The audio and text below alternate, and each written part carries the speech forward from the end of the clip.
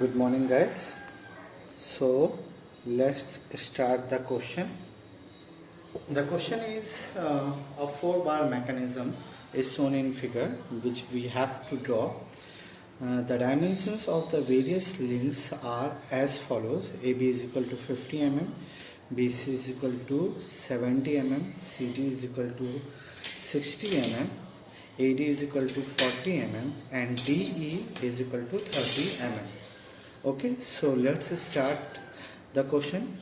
First, you have to take the reference and draw a line AD of 40 mm.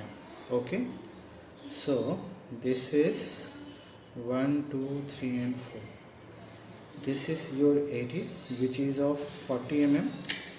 We are just write A and D.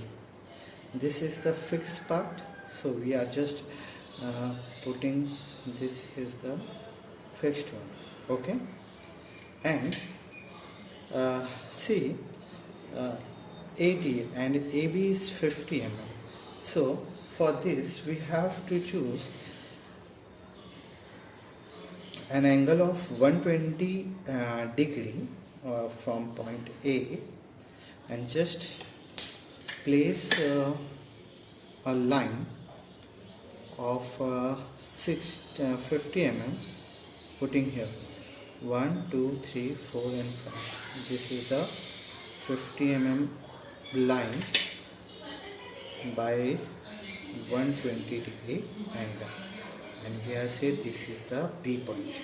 Okay, for C they are not provide any particular data, but they are say कि BC is equal to 70 mm and CD is equal to 60 mm. So just we have to calculate 60 and 70 mm and putting the arc on the paper.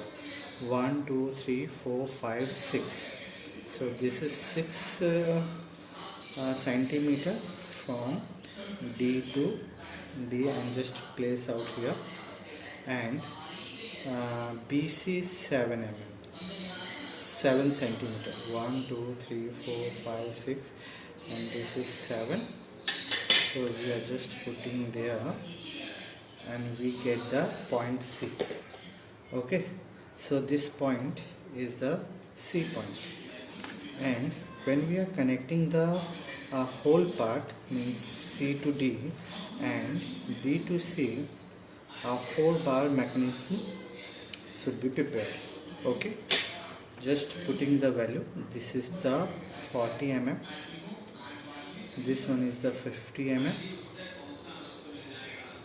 this is the 70 mm, and this one be the 60 mm.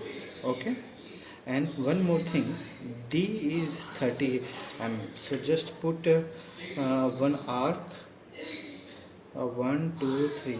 This is the point E, which is 30 mm from the D. Okay, so and just we have to point out 20 Newton force acting at 120 degree from the horizontal. Okay, so before this we have to just figure out one relation there. Okay, first of all we are just arcing here. Let's take one example. If we are just putting this draw a line, and A is the center, when we make an angle of 120 degree from this, it will make this type of arrangement. Okay, so if it is 120 degree, then this one is the 60 degree, because sum of this whole size is 180 degree, and when we are just placing one parallel line from this to this one, then the adjacent opposite angles of a sides should be equal. That means it is also 60 degree. So we are just putting an angle of 60 degree on it. ठीक है, तो हमने क्या किया, 60 degree का एक angle लिया, और यहाँ से हमने जब इसे 60 डिग्री प्लेस किया, तो at that time we are getting the opposite side of 120 degree. Okay.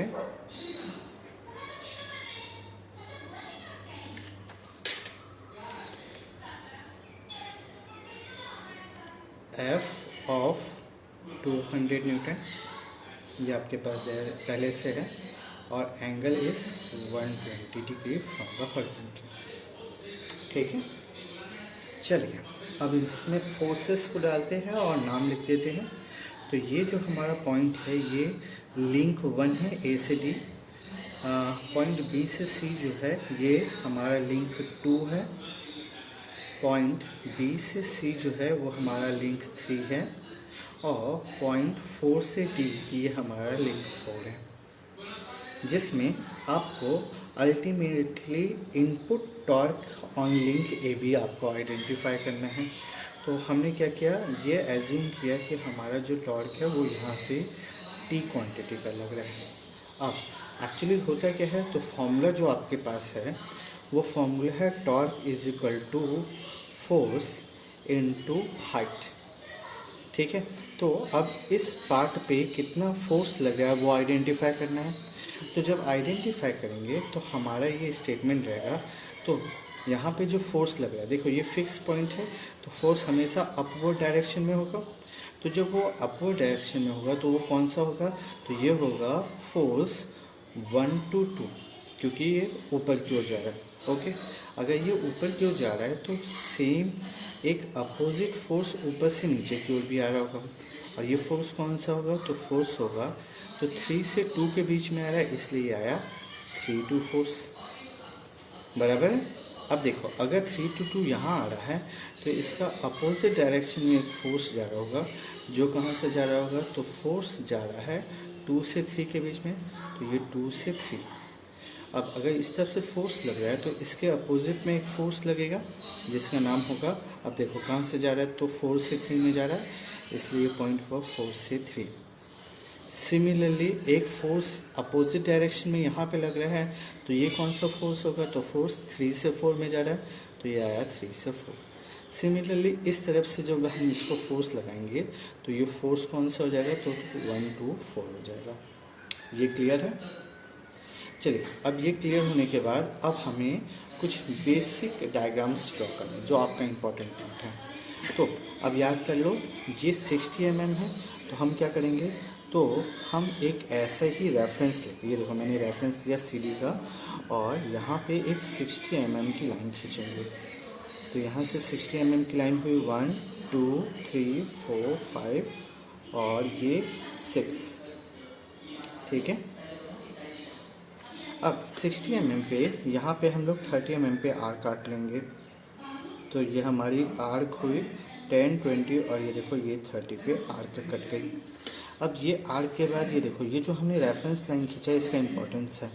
मैंने क्या किया, ये रेफरेंस लाइन को कंसिडर किया और ये जो हमारा जो पॉइंट आया था वहाँ पे हमने वो फोर्स को इंडिकेट किया, और सिमिलरली ये फोर्स की एक इमेजिनरी लाइन ऊपर की ओर ड्रॉ कर दी। ये कहाँ तक जाएगी तो ये अभी मुझे नहीं पता, कब पता चलेगा, तो जब मेरा ये वाला फोर्स जो BC है ये फोर्स का मैं रेफरेंस लेके आऊँगा, और ये रेफरेंस जब यहाँ पे मुझे स्ट्राइक करेगी तो वो मुझे बताएगी कि ओके मुझे इस पॉइंट तक आना है, और ये पॉइंट का नाम मैंने दे दिया X पॉइंट। ठीक है, ये पॉइंट कौन सा था C, और ये पॉइंट कौन सा है तो D, और ये जो फोर्स लग रहा है ये फोर्स लग रहा है F = 200 न्यूटन का ऑफ एन एंगल 120 डिग्री, बराबर है।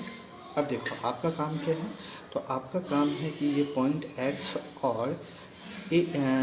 X और D को ज्वाइन कर दूँ, और ये जो X और D है, तो अब देखो ये जो X और D है ये हमारा फोर्स है जो यहाँ पे दिखा रहा है 1 4।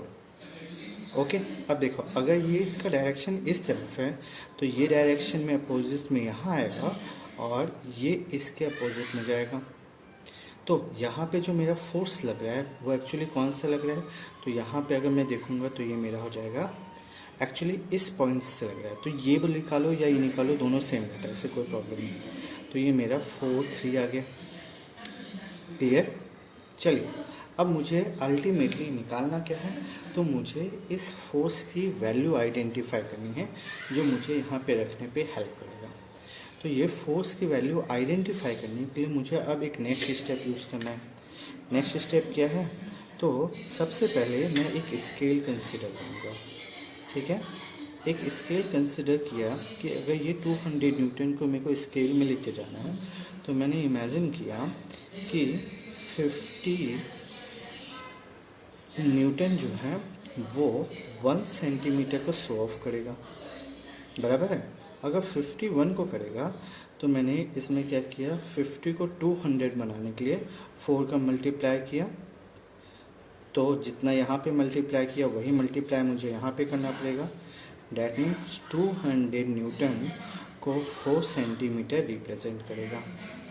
ठीक है, तो अब मुझे क्या करना है, तो ये देखो, ये जो मेरा फोर्स वाला पार्ट था ना, इससे मुझे एज इट इज़ रेफर करके यहाँ पे लाना है और यहाँ पे 4 सेंटीमीटर की लाइन खींचनी है। तो ये हुआ 1 2 3 और 4, ये आगे। ठीक है, अब 4 सेंटीमीटर के बाद ये देखो, ये जो दूसरी लाइन थी, ये लाइन का रेफरेंस लेना है और यहाँ से मुझे यूनिवर्स में जाना है। कहाँ तक? तो इस 4 सेंटीमीटर तक। तो इसका रेफरेंस कहाँ आएगा? तो मैंने ये देखो इसका रेफरेंस लिया और ये रेफरेंस को यहाँ पे पुट करके ऐसे, या अगर आपको नहीं समझ में आया तो आप यहाँ से रेफरेंस ले लो। ये रेफरेंस लिया और इसे जस्ट यहाँ पे पुट किया, और पुट करने के बाद ये डिस्टेंस को मेज़र किया। तो आप मेज़र करोगे तो आपको पता चलेगा कि ये जो डिस्टेंस है, ये देखो 10 और 2 12 हो गया। मतलब आपका ये जो फोर्स था ये आया 12 mm। चलिए, अगर ये 12 मतलब ये 4 3 है ना, अगर ये 4 3 जो है ये 12 mm है, तो पहले मुझे किसको क्या करना पड़ेगा, तो ये 1.2 सेंटीमीटर करना पड़ेगा। अब देखो 1 सेंटीमीटर को इतना माना, तो अपन ने क्या किया, 1.2 इंटू 50 किया। डैट मीन्स 50 और 10 60 न्यूटन का फोर्स एक्ट कर रहा है। अब देखो 60 न्यूटन का फोर्स यहाँ लग रहा है, तो 60 न्यूटन का फोर्स यहाँ पे लगेगा, और अगर 60 न्यूटन का फोर्स यहाँ लग रहा है मतलब 60 न्यूटन का फोर्स यहाँ लगेगा। ये बात समझ में आई? अगर ये बात समझ में आई तो आपको अब यहाँ पे कपल फाइंड आउट करना पड़ेगा। ठीक है, तो फोर्स कैसे कपल फाइंड आउट करेंगे, तो ये जो डिस्टेंस है इसका मैंने रेफरेंस लिया। ठीक है, ये देखो, ये मैंने लिया रेफरेंस और मैंने यहाँ पे एक लाइन खींच दी। ठीक, कितना है ये, तो ये आपका 50 था, तो 50 का ही खींच देंगे, ज़्यादा नहीं खींच सकते। तो 1 2 3 4 और ये 5। ठीक, अब ये कितना है, तो भाई इससे अभी अपने को कोई प्रॉब्लम नहीं आएगा। तो हमें क्या करना है, तो हमने ये डिस्टेंस मेज़र किया, ये डिस्टेंस को मेज़र किया, यहाँ पे पुट किया और इसी तरीके से यहाँ पे पुट किया। ठीक है, तो ये जो हमारा फोर्स यहाँ पे एक्ट कर रहा है, एक्चुअली यहाँ नहीं, ये अपोजिट डायरेक्शन में एक्ट कर रहा है। तो ये जो हमारा अपोजिट डायरेक्शन में फोर्स एक्ट कर रहा है उसका नाम हुआ F23। इसी तरीके से ये भी अपोजिट डायरेक्शन में एक्ट करेगा, तो ये हो जाएगा F23, सेम रहेगा। ठीक है, अब ये दोनों के बीच की हमें हाइट फाइंड आउट करनी है। ये देखो, तो जब हाइट फाइंड आउट करेंगे तो ये हाइट जो है कम हो जाएगी, क्योंकि हमने इंक्लाइन किया था और अब सीधा खींच रहे हैं, तो ये समथिंग 4.8 आएगी। तो h की वैल्यू मुझको कितनी मिली, तो 448 mm आई, बराबर है। चल 48 mm है। अब देखो, जब फोर्स इस तरफ लग रहा है तो हमने पहले बोला है कि हमारा जो टॉर्क है